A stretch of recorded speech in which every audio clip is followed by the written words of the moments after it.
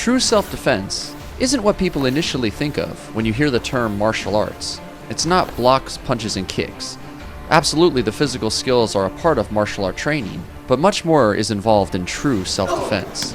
True self-defense, for example, could be protecting yourself from ignorance, trying to become educated and as knowledgeable as possible, and recultivating your thirst for knowledge your whole life long. True self-defense could also be taking care of your body, living a life devoted to health and fitness. True self-defense could also be deflecting negative energy and not letting the negative thoughts or words of your detractors bring you down and steal your joy. A term that I think is very helpful to use to help begin to paint this picture is safe living. And then under the umbrella term of safe living, you have self-protection and self-defense. Safe living basically is creating safe habits. This doesn't mean that you have to become paranoid and lock yourself in the house. On the contrary, once you've adopted this lifestyle, you will actually have more freedom than ever before. Create safe habits by doing what you know you should and by avoiding potentially dangerous situations.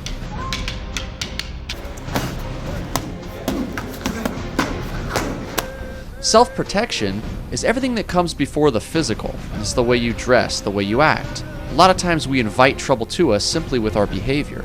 95%, if not more, of all self-protection is awareness. Again, this doesn't mean to be paranoid, just don't be oblivious. Here are some examples of some potentially dangerous situations that you might encounter in your day-to-day activities that you should avoid. A busy street, a construction site, a vacant lot, a rushing river, a school bully. So in order to stay safe, whenever possible, avoid a potentially dangerous situation. And the best way to do this is by being aware of your surroundings. When approached by someone who could be a potential threat, you need to be calm. Only when you're calm can you process what's about to happen in the moment. It's the only way you're going to react. It's important to develop the ability to react quickly because the evil twins of self-defense are hesitation and indecision. And hesitation and indecision are going to take over when your ability to process in the moment is compromised. So in order to stay rational and to react competently and quickly, you need to remain calm. You do not make good choices when you cannot think clearly. The ultimate goal of a successful martial artist's defensive strategy is to internalize their skills in such a way that those skills become instinctive. With experience, this internalization will become reactive without any hesitation or indecision should you need to physically defend yourself. Sparring is one of the most commonly used forums for helping people to develop this instinct for action and reaction. Sparring is not fighting, however, it's working with a compliant partner in a controlled environment in order to test your skills. The most important part is safety, as it should be.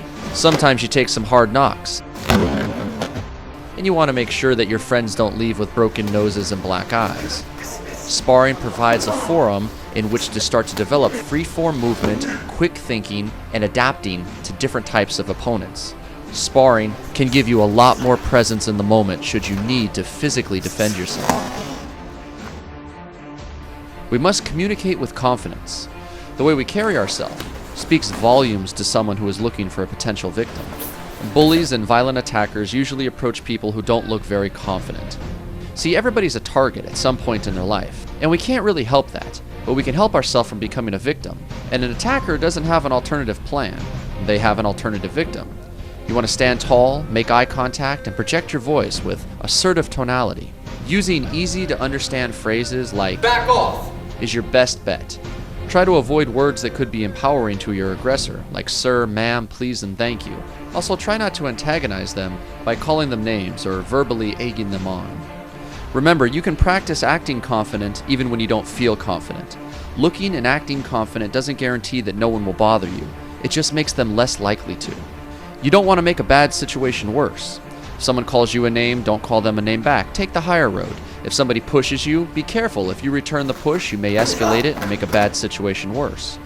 Your environment can be used to your advantage. If you feel that a violent assault is imminent, take a look at what's around you. See if you can put a barricade between you and your attacker, anything to slow them down. Back off! Don't put your hands on this.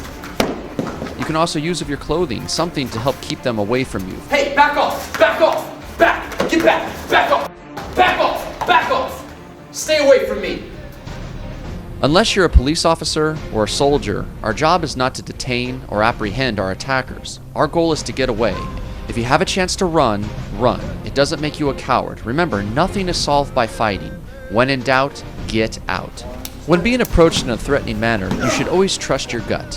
Whether you call it gut, instinct, intuition, trust it. It's always in response to something, and it always has your best interest in mind. When all else fails, and you are forced to respond physically, you've now moved from self-protection to self-defense, and you want to hit hard, hit fast, and if possible, hit first. Learn to be aware, but not on guard. Be much like a defensive driver. Follow the rules of the road, and be aware that something always could happen. If you can develop that kind of acute alertness in your daily life, you'll be better set up for success, and chances are you'll never have to use your physical martial arts skills. Another good concept to remember is that you give of your possessions, but not of yourself. If someone approaches you with a gun and they ask for your wallet, give it to them. It's in my pocket. There's nothing in there that can't be replaced. Credit cards can be canceled, money comes and goes, but you are priceless. There's only one of you, and you can't be replaced. Now, if they want to take you, that's a different story. Put your hands up. You're coming with me. So remember, give of your possessions, but not of yourself. The philosophy of self-defense is very simple. Develop a strong respect and passion for all life, including your own. Develop knowledge of law, anatomy, strategy, and defensive tactics that will help you see and read situations clearly. Use every day to develop your inner skills, which are your greatest asset. Learn to develop techniques on verbal, physical, and emotional levels that you can direct your passion through to achieve your goal of protecting and nurturing the life around you. You hit only when you are forced to hit, when you have no option left, which is why it's important for all martial artists to understand restraint,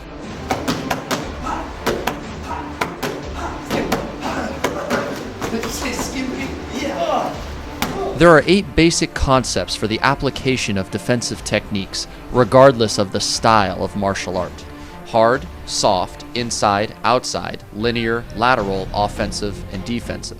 Hard and soft techniques, these techniques can be confusing because what one person considers hard can be considered soft by someone else. As a general rule, hard techniques require power to execute, and soft techniques require finesse. Techniques that are used to control are soft, and techniques that are used to break or injure joints, tendons, and ligaments are hard.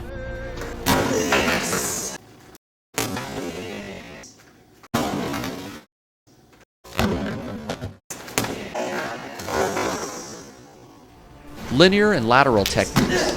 These techniques refer to staying or moving off the line of attack. Inside and outside techniques. Any self-defense technique you use on the inside of that arm would be considered an inside technique.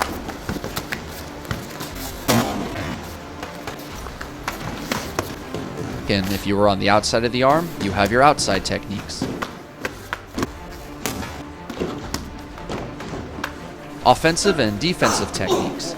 These techniques refer to moving towards your opponent's position or moving away from your opponent. All techniques may start hard and shift to soft, start linear and shift to lateral, or defensive shifting to offensive. It is an important concept to work on your movements mentally, emotionally, and physically. This is called learning to adapt to any given situation. These are the kind of choices and preparations that can be planned. Obviously, we are talking about practicing your moves with quality, attention, and visualization of an opponent. The better prepared you are in any situation, the greater chance you have of success, because you can always hope to rise to the level of your expectations, but you'll always fall to the level of your training. It is important to become familiar with the laws as they apply to self-protection in your specific state or country. Please note that laws will vary from state to state. The better you understand the rules, the more confident and decisive you will be in serious situations. Back off, stay there. Don't do it!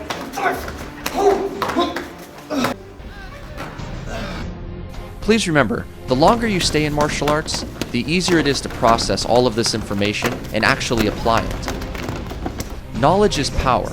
Ignorance is not bliss. It's dangerous. So let's create safe habits and practice safe living each and every day.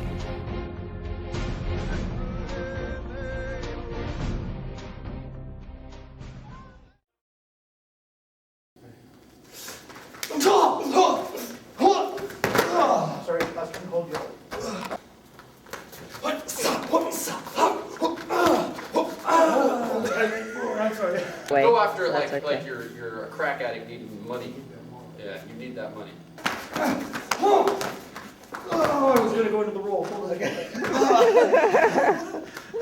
I should kick him. Just go like. Hold on, ready? 1, 2, 3. Like a Jackie Chan movie. Do punching feather, so if you have self-defense haircut,